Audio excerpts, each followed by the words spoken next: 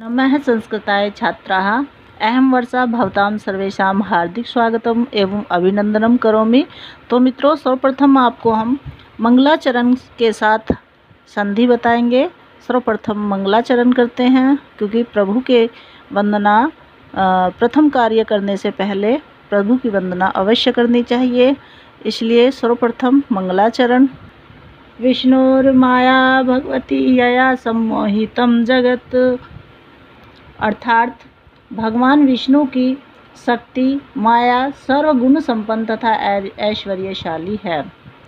तो बच्चों, हमने सभी छात्रों के भविष्य को देखते हुए यह कदम उठाया है कि हम संस्कृत की ऑनलाइन कक्षा निःशुल्क व एक्स्ट्रा देंगे, ताकि छात्रों को संस्कृत विषय में कोई कठिनाई का सामना न करना पड़े और वीडियो के माध्यम से वे अपनी ही पुस्तक का कार्य बार बार देखकर वे सुन सकेंगे, जिससे उन्हें कभी भी किसी पाठ में परेशानी हो वे आसानी से उस पाठ को अपने चैनल संस्कारम संसाइन चैनल के माध्यम से कई बार पाठ को पढ़ सकेंगे और याद कर सकेंगे। ठीक है मित्रों, क्षम्यताम छात्रों।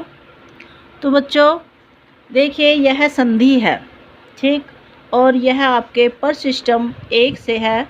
पर सिस्टम 1 आपकी पाठ्य पुस्तक कक्षा 8 की पाठ्य पुस्तक वारिधि से है और संधि है। संधि को देखिए, बच्चे बोल रहे थे कि संस्कृत में इसका हिंदी में अनुवाद कर दें, तो अनुवाद भी आपको मिलेगा। पहले संस्कृत की लाइन और उसके साथ ही अनुवाद, और इस वीडियो के माध्यम से आप इस अनुवाद को, हिंदी के अर्थ को कई बार सुन सकेंगे, ताकि आप अच्छी तरीके से समझ भी सकेंगे। और देखिए, पूर्व पदस्य अंतिम वर्णेन समम उत्तर पदस्य पूर्व वर्णस्य मेलनेन यत् परिवर्तन भवति तत्संधि इति। तत्संधि इति।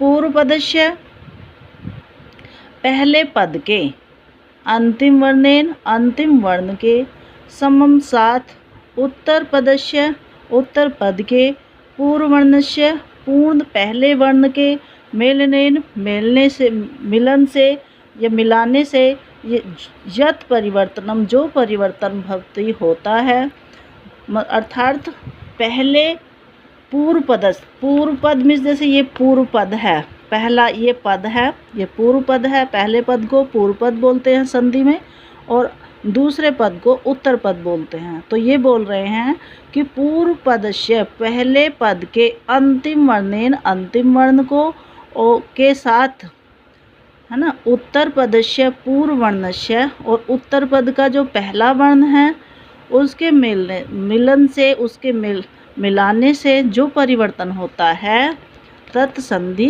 इति, वही संधि कही जाती है। ठीक है। अब यहाँ पर देखें, यथा विद्या धन आल्य। अब देखिए इसको कैसे संधि विच्छेद करेंगे। विद्या, और इसमें क्या है, विद्या में आ है, यहाँ पर आ है, तो विद्या धन आल्य। आल्य में भी आ है, दोनों आ हैं, और दोनों को मिलाकर एक आ हो जाएगा, क्योंकि इसको संक्षिप्त करना है, हमें मिलाना है, और मिलाने पर एक ही आ हो जाएगा। ठीक है। देखो जैसे यहाँ पर बताया है, विद्या और फिर आल्य, और यहाँ पर भी क्या है, आ है, और यहाँ पर भी आ है। इन दोनों के आ को हम आ बोल देंगे, तब ये बन जाएगा विद्यालय। ठीक है। एक आ को हम कट कर देते हैं, और तब इन दोनों को मिलाने से हमारा विद्यालय हुआ। तो इन्होंने ऐसे ही बताया कि पहले पद के अंतिम वर्ण और उत्तर पद के प्रथम वर्ण, पूर्व पहले वर्ण को मिलाने से क्या होता है, जो परिवर्तन होता है। अब इसमें परिवर्तन हो गया, जो परिवर्तन होता है उसे क्या कहते हैं, संधि कहते हैं। ठीक है। इसी प्रकार एवं यदि, एवं मिस यदि, एवं मिस इसी प्रकार यदि, धन अपि, यद्यपि। ठीक है। अब देखो इन्होंने बताया है यदि धन अपि।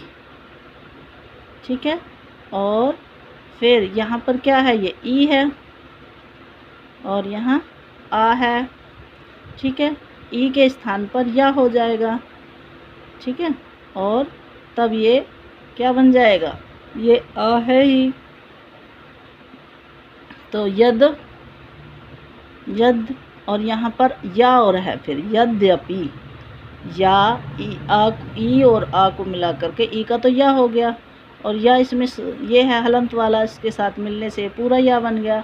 तो इस दा के नीचे या आ जाएगा, ऐसे इस दा के नीचे या आ गया, फिर ये अपी हो गया, ठीक है, इस तरीके से यद्यपि हो गया।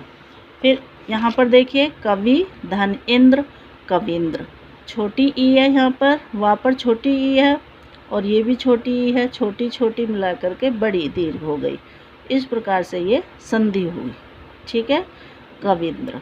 सामान्यतः संधि त्रिविध है, तद्यथा, सामान्यतः संधि जो है 3 प्रकार की होती हैं, स्वर संधि, व्यंजन संधि, विसर्ग संधि। स्वर संधि को अच संधि बताते हैं। मैंने बताया था आपको माहेश्वर सूत्र के जो प्रथम 4 सूत्र हैं, ए यू ने, री लेके, ए ओंग, आई ओच, इन चारों सूत्र में 9 स्वर होते हैं, वो स्वर को अच संधि बोलते हैं, क्योंकि आ से शुरू है यह सूत्र और चा पर ख़त्म होता है लास्ट में, तो ये अच प्रत्याहार बनता है और अच संधि हुई। संधि संस्कृत में स्वर संधि को अच संधि कहते हैं और व्यंजन संधि को हल संधि कहते हैं। या तो इसे स्वर संधि बोलिए या फिर अच संधि बोलिए, व्यंजन संधि बोलिए या फिर हल संधि, बात एक ही है। फिर ये विसर्ग संधि, तो संधि कितनी प्रकार की हुई, अच संधि, हल संधि और विसर्ग संधि। संधि 3 प्रकार की हैं। अब देखिए सर्वप्रथम हम स्वर संधि को लेकर चलते हैं। स्वर संधि में यहाँ पर अच संधि, स्वर संधि कहो या फिर अच संधि। स्वर वर्णेन सह स्वर्ण वर्णस्य, स्वर वर्ण के साथ स्वर्ण वर्ण का मेलनम, मेल स्वर संधि कथ्यते। स्वर संधि के साथ स्वर संधि का मेल हो जाए, मतलब स्वर के साथ स्वर का मेल हो जाए तो उसे स्वर संधि कहते हैं। संस्कृत भाषायां स्वीकृताः स्वर वर्णा इमे सन्ति, संस्कृत भाषा को मतलब संस्कृत भाषा में जो स्वीकार किए गए हैं स्वर वर्ण वो इस प्रकार हैं, इमे सन्ति इस प्रकार हैं, ये आ, दीर्घ आ, ई, दीर्घ ई, उ, दीर्घ उ, री, री, री, ए, आई, ओ, औ, इस प्रकार से ये संस्कृत के स्वर हैं। और स्वर संधौ एतेषां परस्पर मेलनम भवति, और स्वर संधि में इनसे ही, इनके आपस में मिलने से ही संधि होती है। अत्र, यहाँ पर देखिए, अत्र केचित् विशिष्टा संध्या उल्लेखनीय है।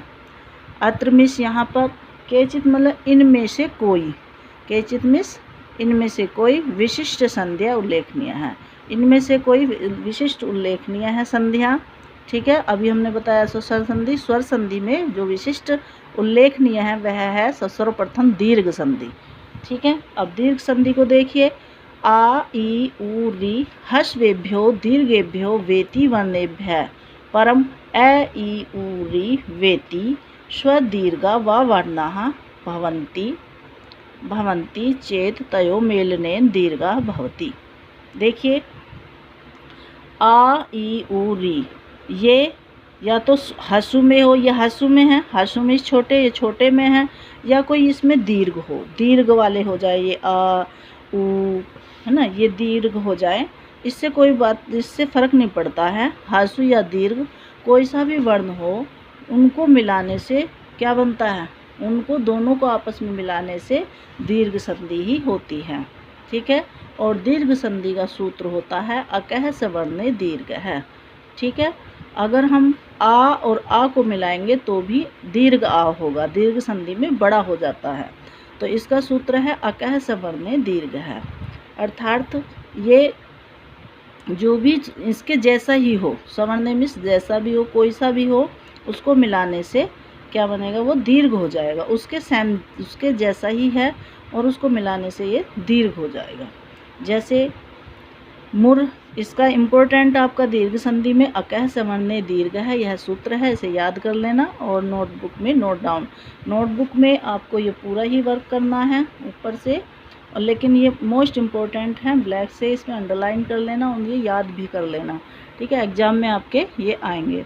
फिर देखिए ये उदाहरण भी आपके मोस्ट इम्पोर्टेंट हैं, इनको भी आप इसी तरीके से एक कॉलम बनाना है जैसे इसमें बना हुआ है बुक के अकॉर्डिंग ही। और यहाँ पर देखो उदाहरण, मूर्धन अरी मुरारी। देखिए यहाँ पर क्या है, छोटा आ है और यहाँ पर भी छोटा आ है, दोनों छिपे हुए हैं, रा में आ छिपा हुआ है, ठीक है। मूर्धन अरी मुरारी। अब यहाँ पर देखो दीर्घ हो गया। ऐसे ही दक्षिण आयनम दक्षिणायनम, ठीक है।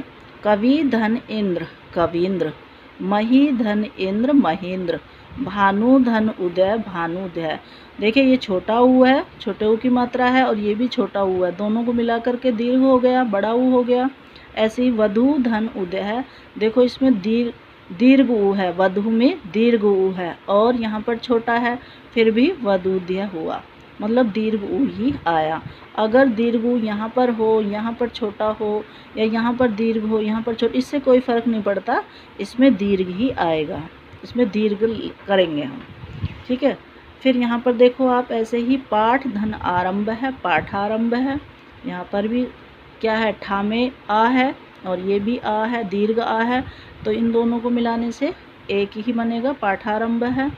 स्वराज्य आंदोलनम स्वराज्य आंदोलनम, मुनि धन ईश्वर है मुनीश्वर है, मही धन ईश्वर है महेश्वर है, लघु धन ऊर्मी। यहाँ पर देखो छोटा है, छोटा ऊ है, और यहाँ पर बड़ा है, तो यहाँ लघुर्मी बड़ा ई आया है। यहाँ पर देखो बड़ी ई है, यहाँ पर भी बड़ी ई है, तभी भी बड़ी ई आया है, ठीक है। पितृधन ऋणम पितृणम, देखो यहाँ पर री को ऐसे किया, ये दीर्घ है, अगर ये वाला है तो ये दीर्घ है, अगर ये वाला री है किसी में लगा हुआ तो ये हसु है, ठीक है।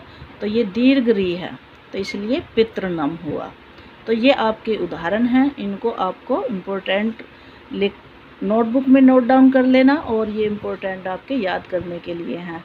आज हम आपको दीर्घ संधि ही बताएंगे। दीर्घ संधि में आपके ये शब्दार्थ हैं, सब दीर्घ संधि के उदाहरण हैं दोनों, इनको आप अपनी नोटबुक में नोट डाउन करें और इसे याद भी करें, ठीक है। सामान्य प्रक्रिया यही है, मैंने अभी बताया था, आ दीर्घ आ, चाहे छोटा आ पहले हो बाद में दीर्घ आ हो तो भी दीर्घ आ आएगा, ऐसे ही ई की मात्रा में होगा, अगर दीर्घ आ है तब भी दीर्घ आ आएगा, ऐसे ही इसे है, इसको भी ध्यान से देख लेना, और ऊ को भी देख लेना, और री ओल री, ठीक है। इन सब को ध्यान से देख करके आप इस वीडियो को कई बार देख लेना और कई बार सुन लेना, इससे आपको यह पाठ याद भी हो जाएगा।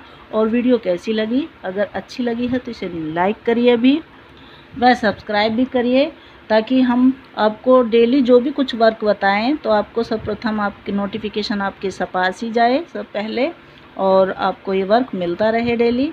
और कमेंट्स भी लिखिए और अपने सहपाठी को यह शेयर अवश्य करिए, ताकि वह भी इस एक्स्ट्रा क्लास का बेनिफिट उठा सके।